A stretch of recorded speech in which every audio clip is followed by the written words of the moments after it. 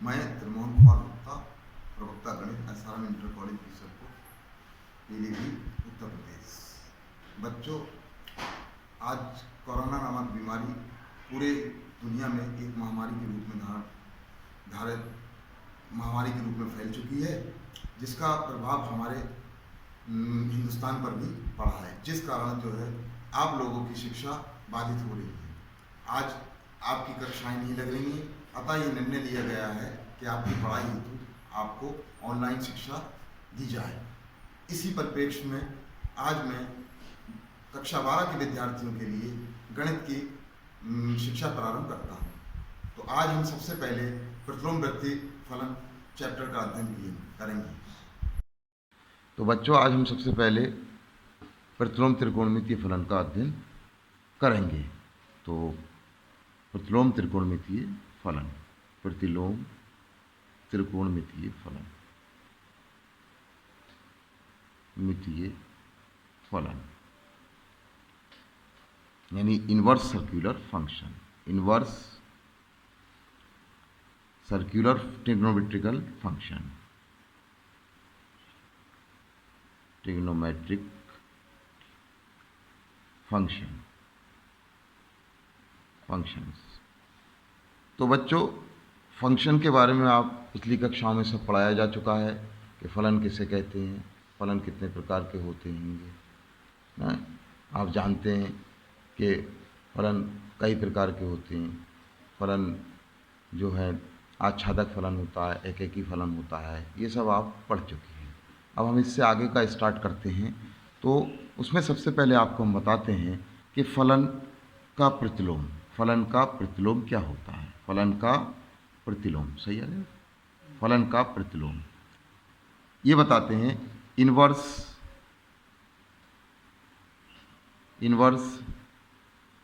Of a function, inverse of a function क्या होता है। माना f कोई फंक्शन है a से b में, एकेकी फलन है, एकेकी आच्छादक फलन है, आच्छादक फलन है।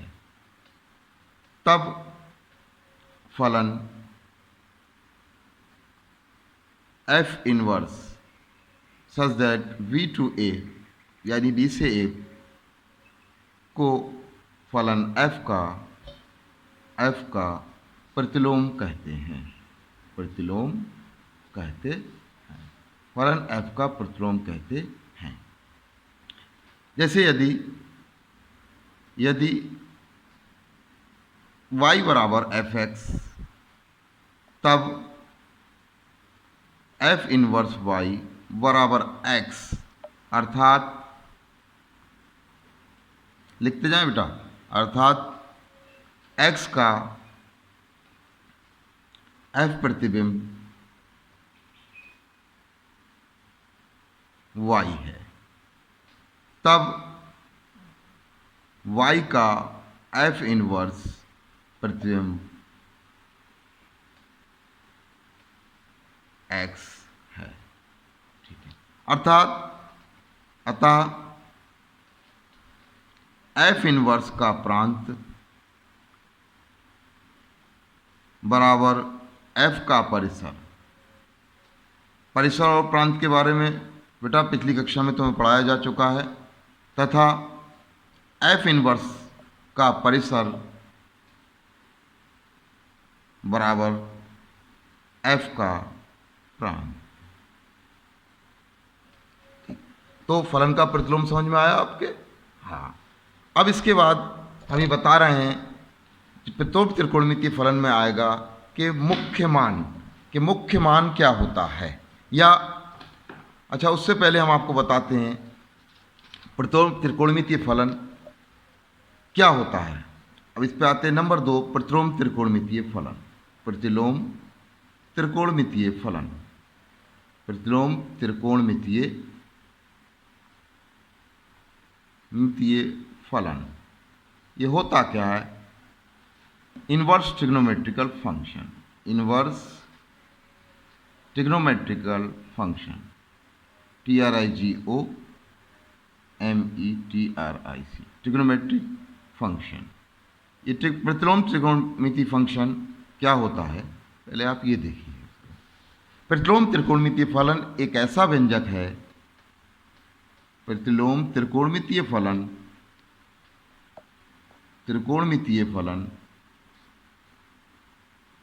मितीय फलन एक ऐसा व्यंजक है जो किसी कोण को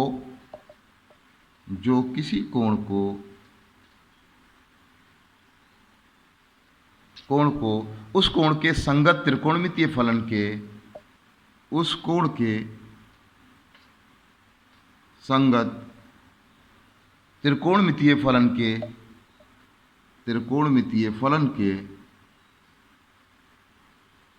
फलन के मान के रूप में व्यक्त करता है, मान के रूप में व्यक्त करता है। जैसे हम लेते हैं त्रिकोणमितीय फलन, जैसे त्रिकोणमितीय रेशो साइन थीटा बराबर 1/2 है।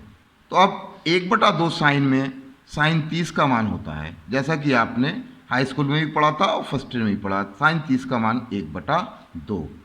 तो हम इसे ऐसे लिख सकते हैं, अगर थीटा बराबर साइन इनवर्स 1/2, जो कि किसका मान होगा, 30 डिग्री का मान होगा। तो यहाँ पे 1/2 जो है वो उस कोण के मान को व्यक्त करता है। क्यों बेटा, समझ में आई? ठीक। अब हम आगे अब हम बताते हैं आपको कि मुख्य मान क्या होता है। नंबर 3 जो है फलन का मुख्य मान या फलन की प्रिंसिपल वैल्यू। अब आते हैं फलन का मुख्य मान अर्थात principal value of function. Principal value of a function का मुख्य मान क्या होता है? ठीक है, किसी प्रतिलोम त्रिकोणमितीय फलन का वह मान जो उसकी मुख्य शाखा में स्थित होता है, प्रतिलोम त्रिकोणमितीय फलन का मुख्य मान कहलाता है। अर्थात देखो, इस पर लिखवाते हैं, लिखते जाएं आप। किसी प्रतिलोम त्रिकोणमितीय फलन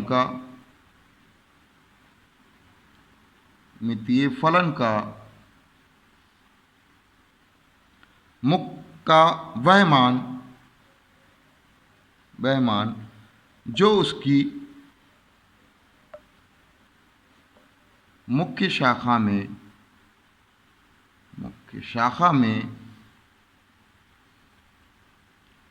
होता है,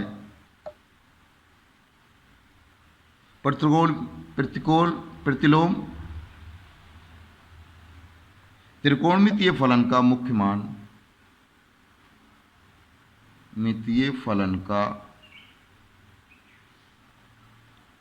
मुख्य मान कहलाता है। इसके लिए बेटा मुख्य मान के लिए त्रिकोणमितीय अनुपात 6 होते हैं। साइन, जो कि आपने पढ़े हैं, sine theta, cos theta, tan theta, sec theta, cosec theta, cot theta. अब मुख्य मान के लिए हम आपको एक टेबल बताते हैं और उसको हम लिखवाते भी हैं, और उस टेबल को आपको क्वेश्चन हल करने के लिए उस टेबल में मुख्य मानों को आपको कि उसके मुख्य मान के लिए उसके परिसर क्या होती है, प्रांत क्या होते हैं, वो सब आपको याद करना पड़ेगा। इसके लिए हम आपको एक टेबल बता रहे हैं जो कि इस प्रकार। अच्छा, तो बेटे देखिए, फलन के मुख्य मान ज्ञात करने के लिए टेबल देखिए। टेबल क्या है? इसके लिए डोमेन, रेंज और इन्वर्स सर्कुलर फंक्शन की टेबल है। तो इन्वर्स प्रतिलोम वृत्तीय फलन में डोमेन तथा रेंज किस प्रकार होते हैं, ये देखिए। तो प्रतिलोम त्रिकोणमितीय फलन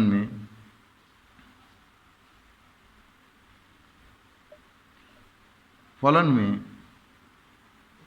में परिसर तथा रेंज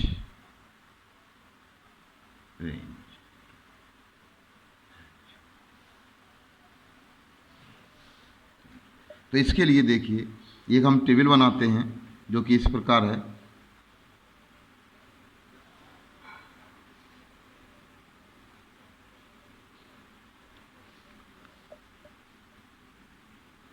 इसे आपको याद करना है बच्चों को। ये देखिए जिसका यूज जो है वो सब जब आप क्वेश्चन करेंगे तो उसमें होगा।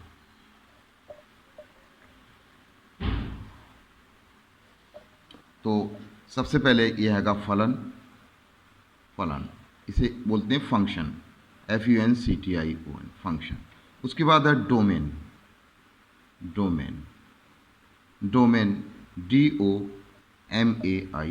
डोमेन। और उसके बाद आता है रेंज या इसी को प्रिंसिपल वैल्यू ब्रांच भी बोलते हैं। रेंज या मुख्य शाखा का मान, मुख्य शाखा का की मुख्य शाखा, मुख्य मान की शाखा, मुख्य मान की शाखा भी बोलते हैं इसे, मुख्य मान की शाखा या प्रिंसिपल वैल्यू ब्रांच, इसे रेंज बोलते हैं। रेंज या इंग्लिश में बोलते हैं इसे प्रिंसिपल वैल्यू की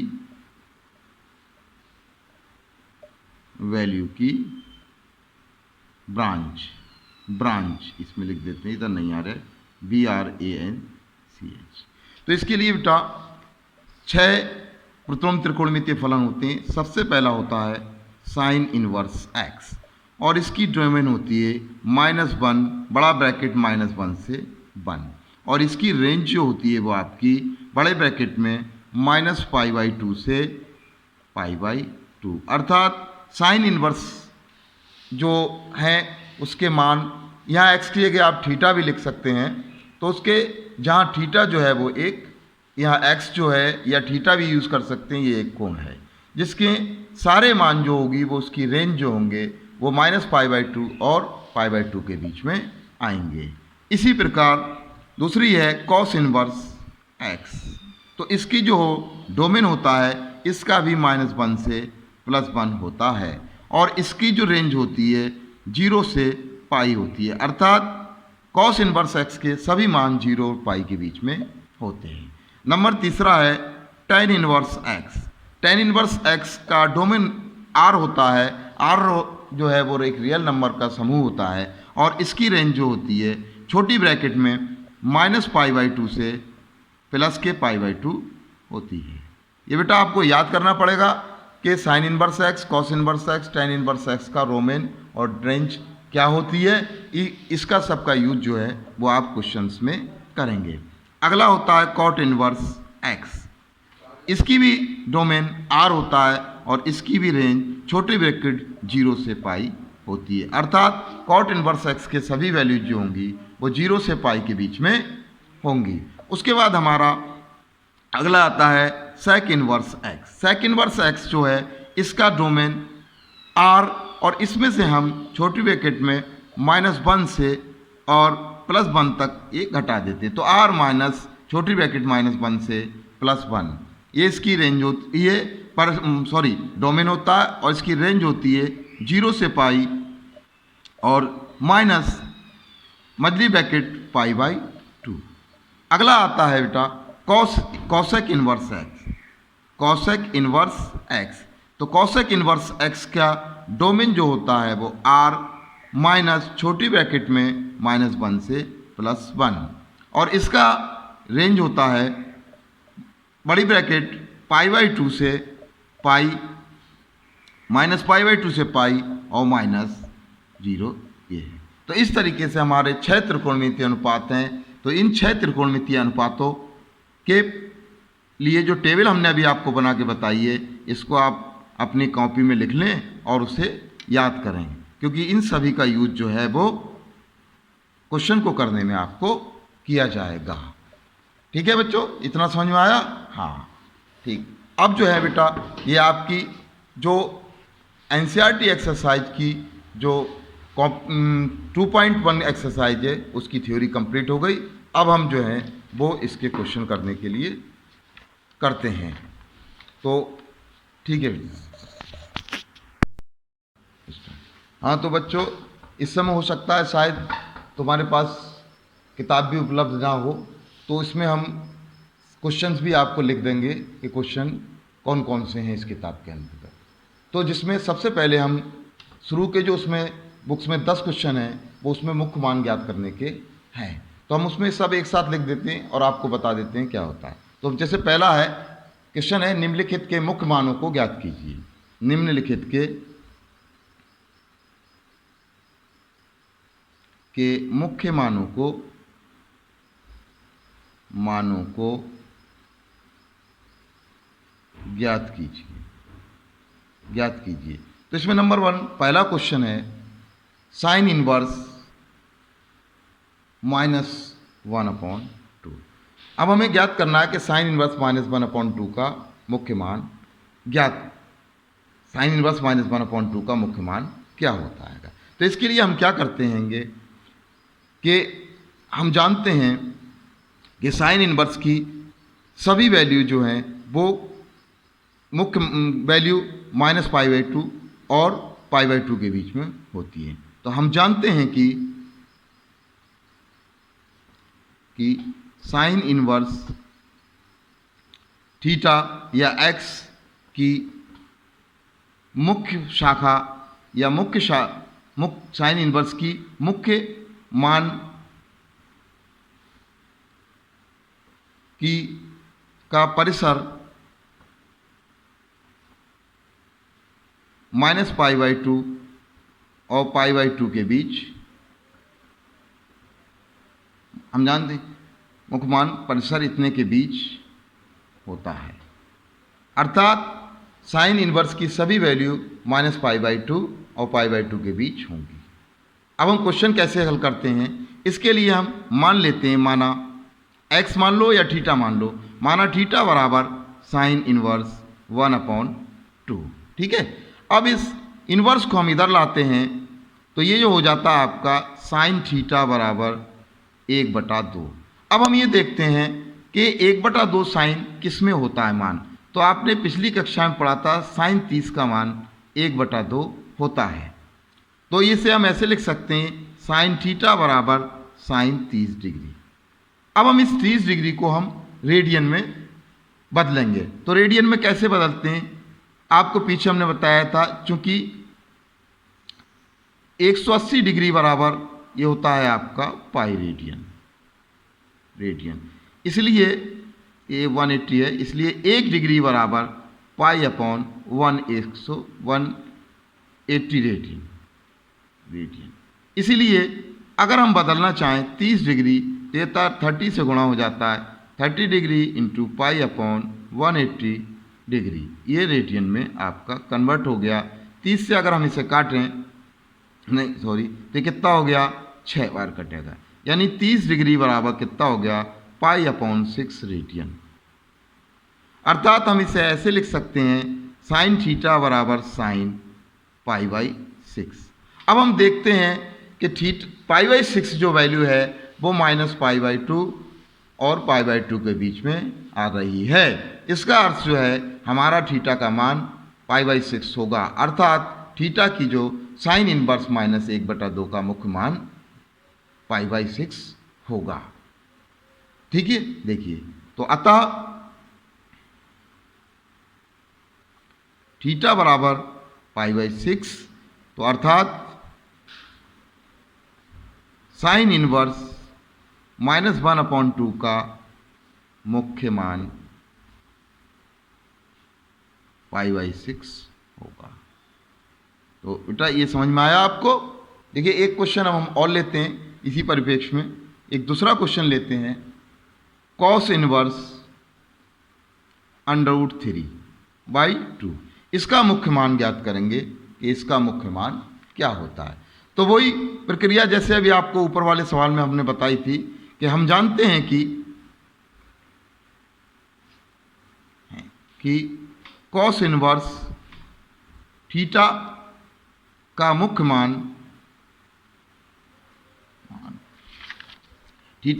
मान रेंज या परिसर 0 से पाई के बीच होता है, 0 to पाई इतने के बीच होता है। अर्थात कॉस इनवर्स x की जितनी भी वैल्यू होगी वो 0 और पाई के बीच में आती है। तो इसके लिए माना थीटा बराबर कॉस इनवर्स √3/2। अब हम इस कॉस को इधर ले आते हैं तो ये हो जाएगा कॉस थीटा बराबर √3/2। अब हम जानते हैं कि कॉस का √3/2 मान जो है वो कॉस 30 डिग्री में होता है। कॉस 30 डिग्री बराबर √3/2। अगर हम इसको रेडियन में बदलते हैं तो ये मान हो जाता है कॉस π/6 बराबर √3/2। तो इसको हम ऐसे लिख सकते हैं कॉस थीटा बराबर कॉस π/6। अब अगर हम दोनों पक्षों में तुलना करते हैं, देखिए बेटा, तो दोनों पक्षों में तुलना करने